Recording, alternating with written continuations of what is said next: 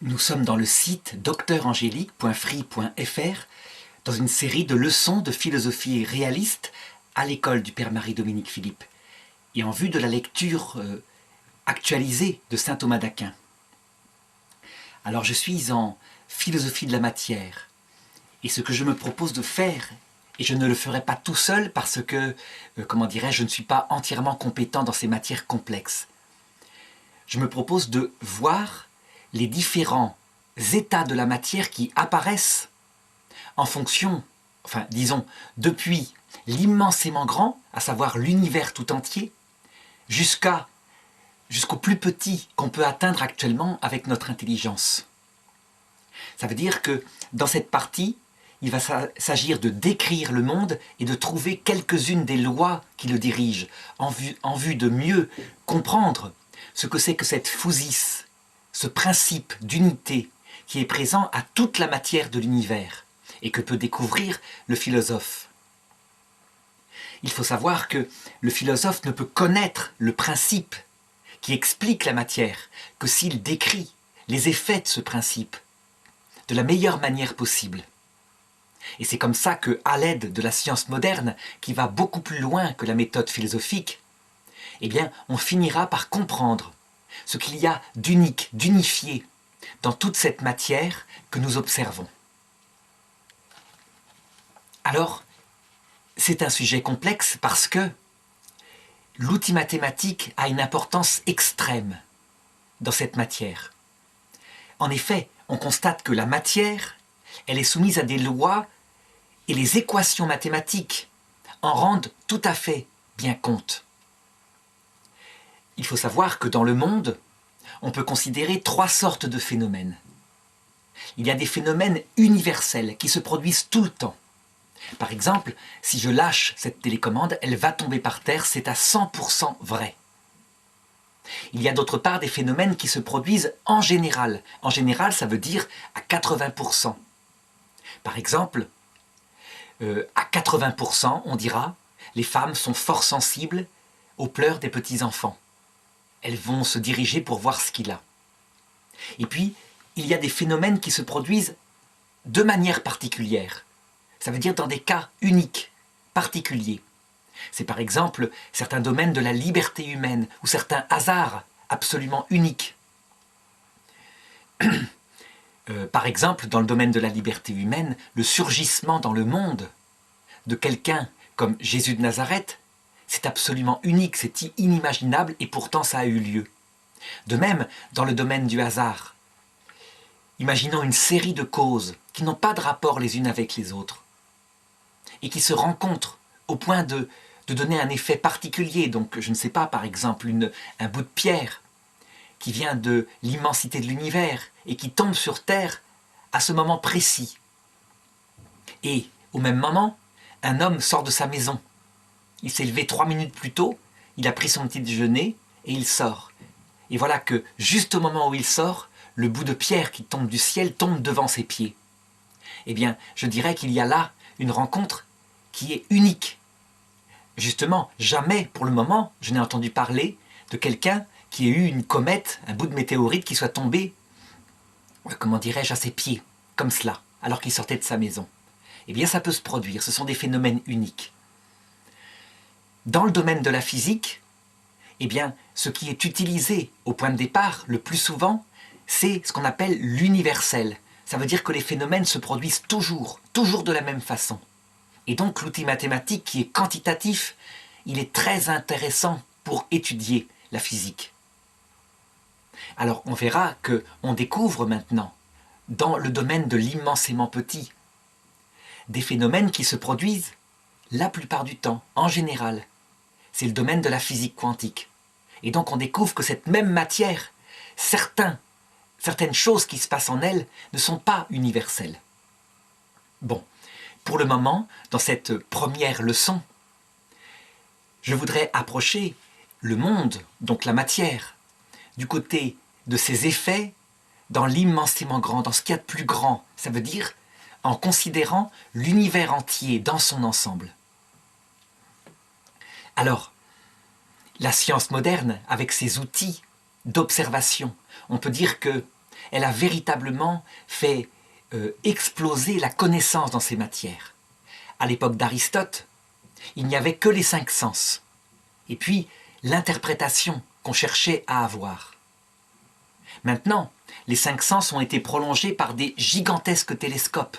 Et pas seulement des télescopes optiques, ça veut dire qu'ils voient dans le domaine de longueur d'onde que nous voyons, mais qui voient dans tous les domaines possibles de la lumière, depuis les ondes radio aux ondes gamma, et qui voient de plus en plus loin. Alors, comme la philosophie et la science, en vérité, elles partent toujours de l'expérience. Eh bien, on peut dire que grâce à ces outils qui prolongent l'œil, mais qui le prolongent dans d'autres domaines de sensation, on a une base descriptive pour comprendre l'univers dans son ensemble, et donc la matière qui le compose, extraordinaire. Alors, par exemple, Aristote, à son époque, regardait avec ses yeux les étoiles, le soleil.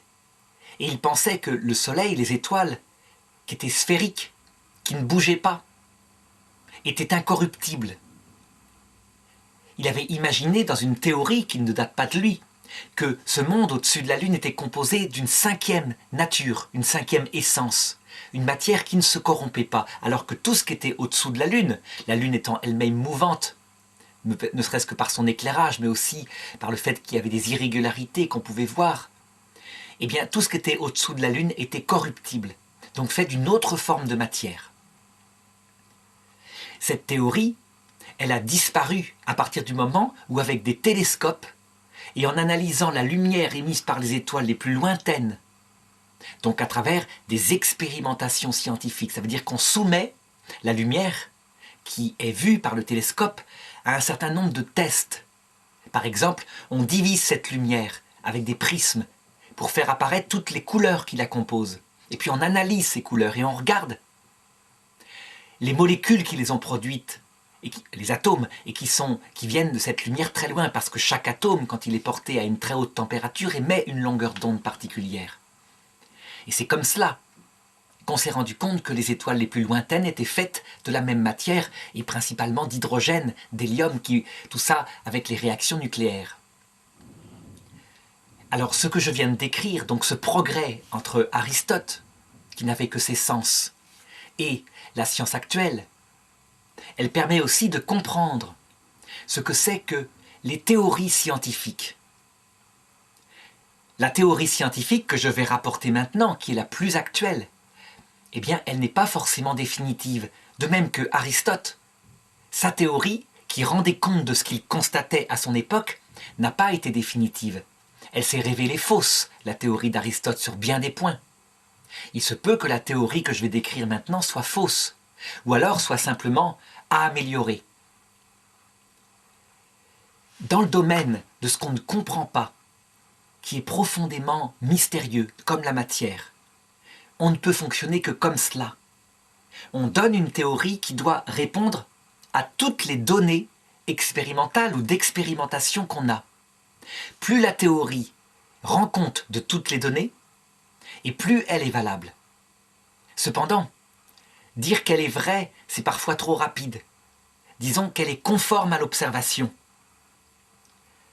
Pour être sûr de sa vérité, il faudrait être allé beaucoup plus loin dans la connaissance de la matière, avoir compris, justement, son principe unique de base, la physis, comme on disait. Or, on en est bien loin. On est à la recherche de ce qu'elle est. On ne sait pas de quoi sont composés les atomes, quels sont le nombre de sous-particules microscopiques. On cherche actuellement. Donc, on peut dire que pour le moment, on donne des hypothèses, des théories qui peut-être s'amélioreront.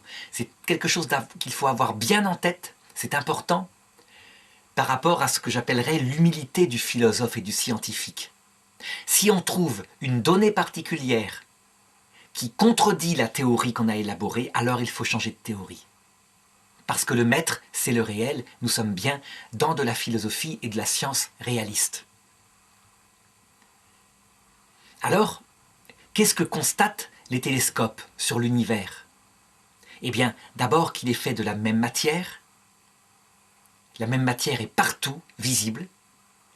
Et deuxièmement, qu'il faut distinguer ce qu'on voit de cet univers avec les télescopes de ce qu'il est réellement actuellement. Et c'est très simple à comprendre. L'univers, il apparaît en fait comme, entre guillemets, chiffonné. Ça veut dire déformé, pour une raison simple. C'est que la lumière va extrêmement lentement par rapport aux distances gigantesques de cet univers. La lumière se déplace à 300 000 km par seconde, et les distances sont quelquefois en milliards d'années-lumière. Ça veut dire qu'une étoile particulière, pour que sa lumière nous apparaisse à nos sens, a mis 1 milliard d'années pour nous parvenir, et donc on calcule le temps qu'elle a mis en milliards d'années-lumière, ça veut dire la distance, le temps qu'elle met, et la distance, le rapport du temps et de la distance, pour parcourir en 1 milliard d'années et parvenir jusqu'à nous. Donc à raison de 300 000 km par seconde, il suffit de faire le calcul, et on voit que cette étoile, lorsqu'elle a émis sa lumière, elle était à tel endroit, à un certain nombre de centaines de milliards de kilomètres.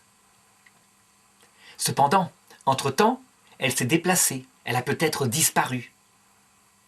Eh bien, on voit donc l'univers par sa lumière tel qu'il était quand la lumière a été émise. Et peut-être qu'il a une toute autre forme. Donc il faut tenir compte de cela. Il faut savoir que notre vision de l'univers n'est que l'apparence à cause du temps que met la lumière pour parvenir. Et donc, il faut en inférer des conséquences.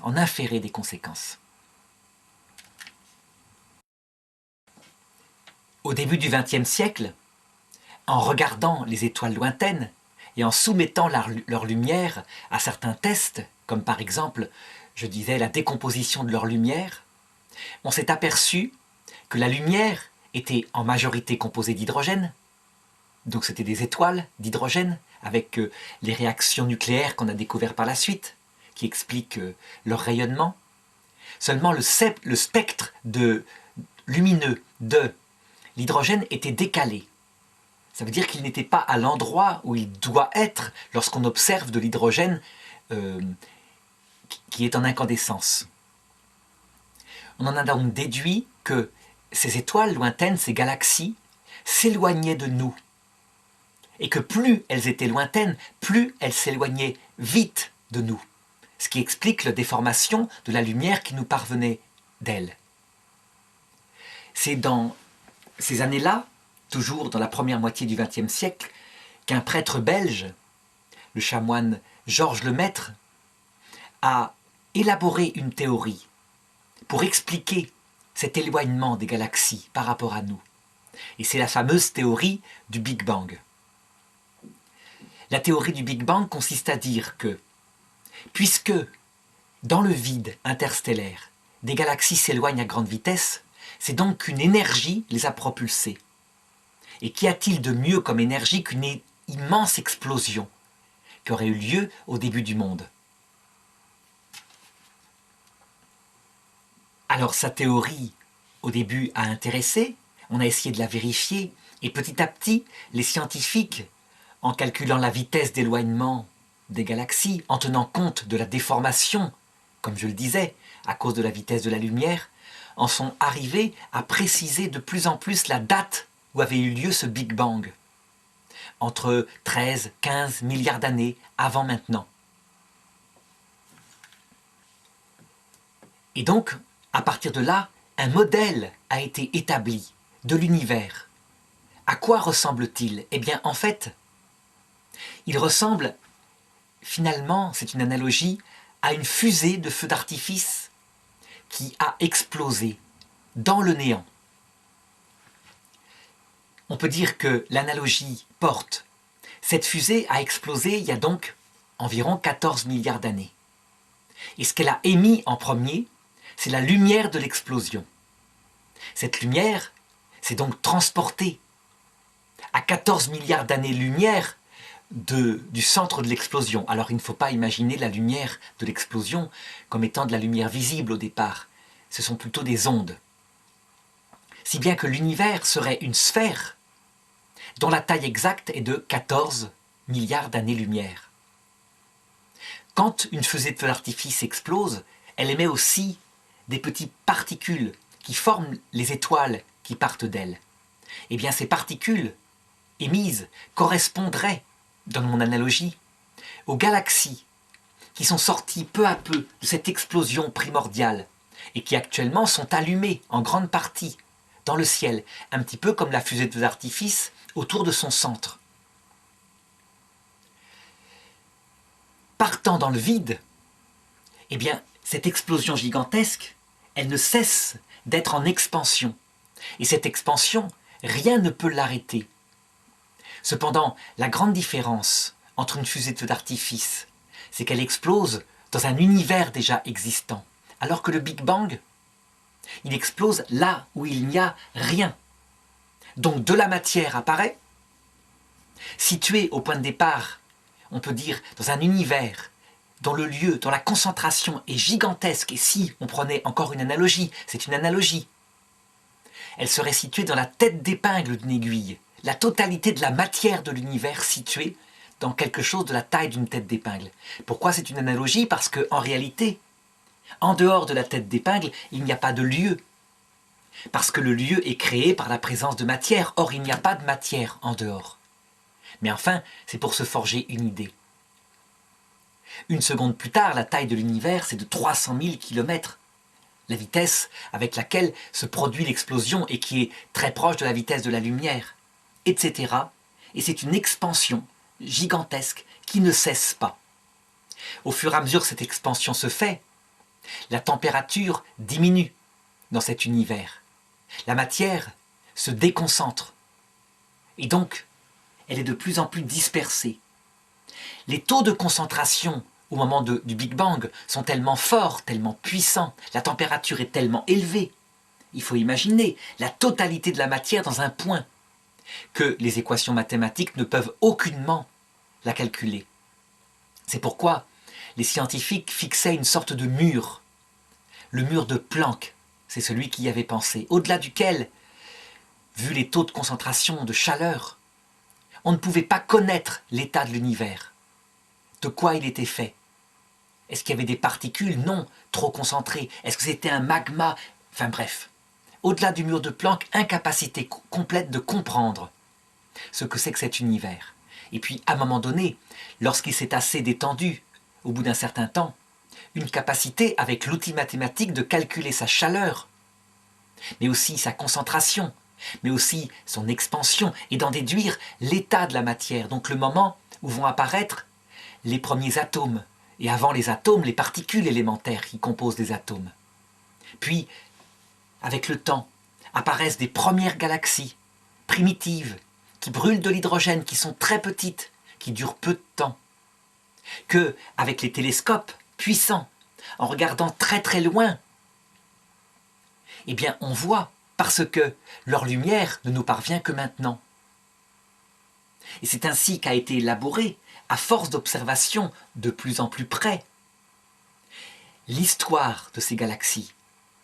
Le modèle du Big Bang, on peut dire qu'il a résolu énormément de choses. Par exemple, comment est-ce que, à partir de réactions nucléaires dans ces galaxies apparues au départ, sont apparus des atomes de plus en plus lourds. Au départ, l'atome primordial, c'est l'hydrogène. Et puis petit à petit apparaît l'hélium, jusqu'aux atomes complexes qu'on voit maintenant sur Terre, le carbone, l'oxygène, etc. Tout cela a été fabriqué au cœur de ces étoiles par des réactions de fusion nucléaire, mais qui seront étudiées dans d'autres leçons. Alors, on peut même, à partir du modèle du Big Bang, prévoir l'avenir de l'univers. Donc cet univers actuel, qui a, d'après la science actuelle, 14 milliards d'années environ, eh bien, il ne cesse pas de s'étendre. Les galaxies qui le composent, qui elles-mêmes sont faites d'étoiles, donc qui correspondraient aux étincelles de la fusée d'artifice dont je prenais tout à l'heure l'analogie, elles brûlent un carburant qui n'est pas illimité. Et donc, petit à petit, elles brûlent, elles s'éteignent. Alors, évidemment, elles s'éteignent parfois avec des réactions d'explosion, un peu comme un feu de bois, où tout d'un coup, il y a une étincelle qui claque, ou parfois en s'écroulant sur elle-même. Ça sera un autre domaine qu'il faudra étudier. L'essentiel, c'est que une loi fondamentale de l'univers, vue partout, c'est la loi de l'entropie. Ça veut dire qu'en fait, il entre de plus en plus dans le désordre. il se corrompt en fait, il se refroidit petit à petit, inlassablement. Et il continuera de se refroidir. À un moment donné, pour chercher l'origine de l'univers, certains scientifiques avaient pensé que la gravitation, donc la force qui attire les corps entre eux, pourrait faire arrêter ce mouvement d'expansion, faire repartir en arrière les choses, et qu'on ait de nouveau un Big Crunch, suivi d'un Big Bang, etc. Que l'univers soit un peu comme un cœur qui bat. Big Bang, Big Crunch. Cette théorie n'est plus gardée, parce que la force de gravitation est si faible par rapport à la puissance, à l'énergie cinétique de l'expansion de l'univers, que ça ne peut pas arriver. D'autre part, il y a toute la lumière émise qui, elle, n'est pas sensible à la gravitation et qui disparaît dans le vide de l'univers. Si bien que on ne peut pas imaginer un univers qui soit éternel, parce que perdant un peu d'énergie à chaque Big Bang, Big Crunch, à chaque cycle, étant lui-même limité, il serait déjà éteint et mort, et ce depuis toujours, ce qui n'est pas le cas. Donc il y a bien eu un commencement pour ce qui est de notre univers. Alors, qu'est-ce qu'il va devenir avec le temps? La théorie du Big Bang prévoit que les soleils vont s'éteindre, certains d'entre eux exploseront, émettront leur matière dans des nuages de particules qui se reconcentreront, qui feront apparaître d'autres soleils, qui se remettront à briller. Et puis, à un moment donné, ces réactions cesseront. Parce que il n'y aura pas l'énergie, l'hydrogène suffisant pour permettre que ça brûle. Ça mettra peut-être quelques centaines de milliards d'années, mais à un moment donné, comme un feu qui s'éteint, ça s'éteint. D'autre part, les particules se décomposent elles-mêmes en perdant des microparticules qui les composent. C'est une dégradation nucléaire. Si bien que, au bout du compte, tous ces atomes fabriqués par les étoiles redeviennent de l'énergie primordiale qui se disperse sous forme, par exemple, de photons. Certaines étoiles très massives, lorsqu'elles cessent de briller, au lieu, je dirais, d'exploser, elles s'effondrent sur elles-mêmes pour donner des corps supermassifs, pas très grands en taille, par exemple grands comme un ballon de football, mais où serait présent par exemple 10 fois la taille, la matière du Soleil. C'est ce qu'ils appellent, c'est ce que les scientifiques appellent des trous noirs. Les trous noirs, a priori, rien n'en sort, tellement ils sont concentrés, tellement la gravitation autour d'eux est puissante, mais tout ce qui est autour tombe dedans.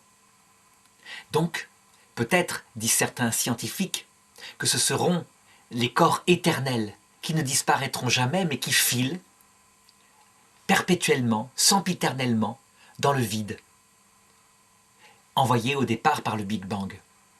Donc, au bout d'un certain temps, peut-être dans 1000 milliards d'années, à quoi ressemblera l'univers? À une sphère gigantesque de 100 milliards d'années-lumière, avec une énergie très dispersée, et puis ici et là, des masses mortes, des trous noirs supermassifs, des trous noirs quelquefois qui feront 100 milliards de fois la taille du Soleil, qui sont en fait les galaxies qui tournaient autour et qui se seront écroulées dedans, peu à peu, un peu comme dans un évier. L'eau tombe dans un siphon. Donc l'univers est soumis à une corruption et c'est une loi universelle, visible partout, que le scientifique découvre. Évidemment, dans cette première leçon, je ne fais que décrire le tout tel qu'on peut le connaître. Est-ce qu'il pourrait y avoir ailleurs d'autres Big Bang qui aient eu lieu et qui soient en dehors de cette sphère particulière qu'est notre univers? La réponse est oui, bien sûr. Si ça a eu lieu ici, pourquoi pas ailleurs? Toute la question que peut se poser le philosophe, c'est de savoir, est-ce que ça se produit tout seul? Ou est-ce qu'il faut un créateur qui provoque cette explosion? Il dit et cela est. Ça, c'est de l'ordre, évidemment, d'une question purement philosophique.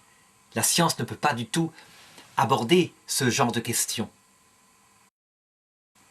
Alors, reste à savoir si ce modèle, le Big Bang, il est valable. Est-ce qu'il rend compte de tout ce qu'on constate à ce niveau d'observation de l'univers pris dans son ensemble? Eh bien, je répondrai qu'il résiste assez bien. Donc, je dirais, plus de 60 ans, presque 70 ans après sa découverte, on n'a pas trouvé, je dirais, de contre-exemples radicaux. Il a plus expliqué de choses qu'il n'en a laissé dans l'ombre. Pourtant, il y a véritablement quelques points que le Big Bang n'explique pas. Et un des points les plus importants que je voudrais soulever ici, et qui donc manifeste aux philosophes, aux scientifiques, à quel point il doit continuer de chercher, à quel point la matière est mystérieuse, qu'elle n'a pas fini de livrer tous ces mystères. C'est qu'on s'est rendu compte que, en fait, l'expansion de l'univers, loin d'être stable comme ça devrait, on sait très bien, on le voit en troisième, en physique, tout corps envoyé dans l'espace et qui n'est pas stimulé par une force, une gravitation quelconque, eh bien, il continue en ligne droite à vitesse constante et perpétuellement. Donc, les galaxies devraient s'éloigner en ligne droite perpétuellement. Or, on constate que, au contraire, il y a accélération. Ça veut dire qu'elles s'éloignent de plus en plus vite. Et ça, c'est quelque chose qu'on ne comprend pas, que les scientifiques ne comprennent pas. D'où vient ce phénomène qui est véritablement non vérifiable dans ce qu'on fait comme n'importe quelle expérience? Alors, certaines hypothèses ont été émises. On sait bien que l'univers, il s'étend dans, je dirais, dans le néant. Ça veut dire que si je prends la limite où la lumière de l'univers est arrivée, au-delà de cette limite, ce n'est pas un lieu, c'est le néant, donc l'absence de lieu.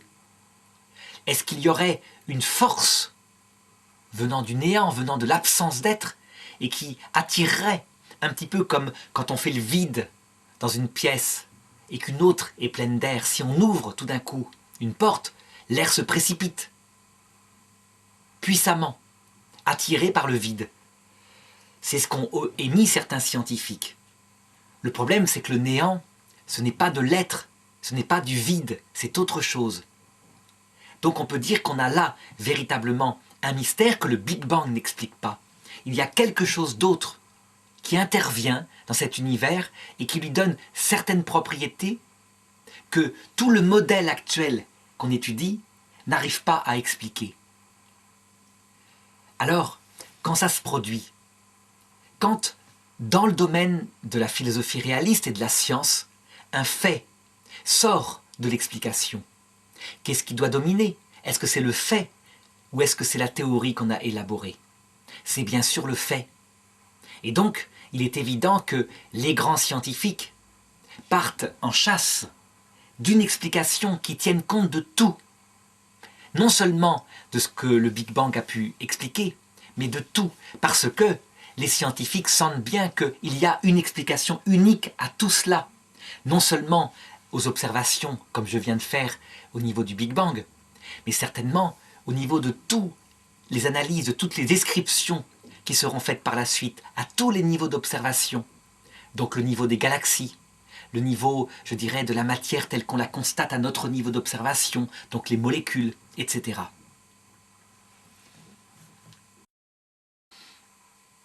Alors, après avoir décrit, je dirais, ce devenir de l'univers tel qu'on l'observe, et la théorie qui permet de l'expliquer, qu'on a élaborée, la théorie du Big Bang, je voudrais manifester quelques-unes des lois qui sont intervenues pour expliquer ce phénomène.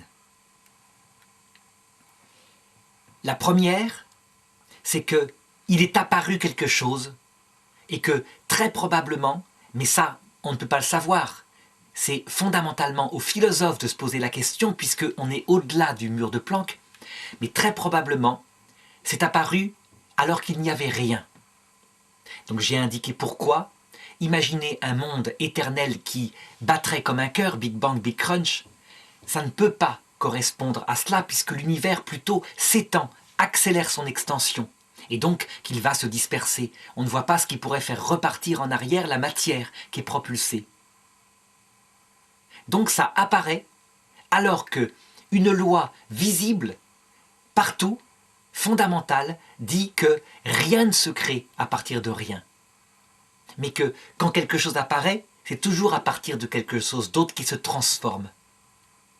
Donc on est là face à un premier mystère, un mystère, je dirais, qui n'est pas d'ordre scientifique, puisque c'est immesurable, mais qui concerne le philosophe réaliste. Là vont se poser plusieurs hypothèses. Est-ce que le néant pourrait faire une sorte de vibration en émettant un monde et un antimonde? C'est la théorie d'un certain Stephen Hawking, un physicien actuel. Il cherche dans ce domaine-là. Ou est-ce que, toujours en philosophie, on doit poser un être premier qui aurait, entre guillemets, disait Albert Einstein, claqué une allumette? Pourquoi? Ce sont des questions philosophiques parce que nous sommes au-delà du calcul mathématique et la science ne peut atteindre son objet que par l'outil mathématique. La philosophie est tout aussi réaliste que la science, mais elle se donne toutes les possibilités. Elle n'a pas besoin de l'outil mathématique. La simple réflexion logique peut l'aider, avec prudence évidemment. La deuxième loi fondamentale que l'on constate, c'est la loi de l'entropie. E-N-T-R-O-P-I-E.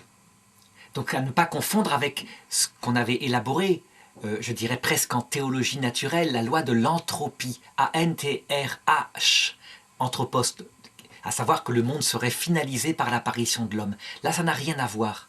L'entropie, c'est plutôt un phénomène d'extension, de perte d'ordre dans l'univers. Ça veut dire que ce qui est intensément énergique perd de l'énergie, se disperse. Et cette loi, elle est partout présente, universellement à l'être matériel. Quand on allume un feu, il s'éteint.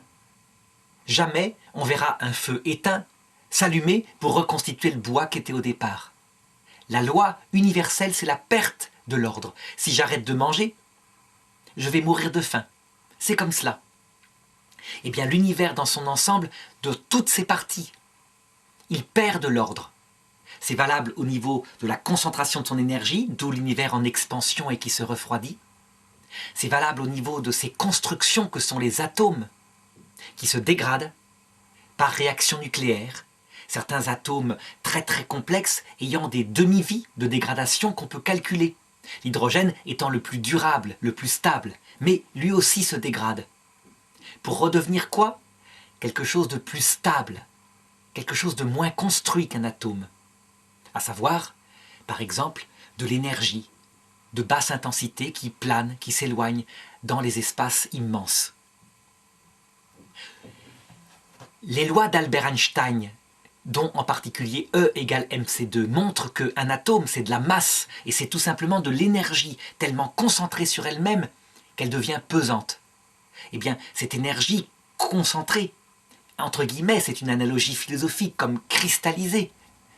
Il faut évidemment prendre les mots comme étant des images. Eh bien, elle se déconcentre. Donc les atomes sont amenés à disparaître eux aussi. Sauf, évidemment, les trous noirs, je l'avais dit, bien qu'un scientifique, Stephen Hawking, ait élaboré récemment une théorie comme quoi eux-mêmes perdraient de l'énergie finalement. Bon, à cause de complexité liée aux lois des quanta. Mais ça, c'est une autre approche que nous verrons un peu plus loin. Si les trous noirs perdent un peu d'énergie, alors eux-mêmes disparaîtront. Et l'idée que j'avais émise tout à l'heure, que c'était des corps éternels, parce que leur matière restait concentrée sur elle-même, la gravitation étant tellement forte que rien n'en sort, à ce moment-là, elle serait battue en brèche. Et la gravitation ne pourrait pas lutter contre l'entropie partout présente à l'univers.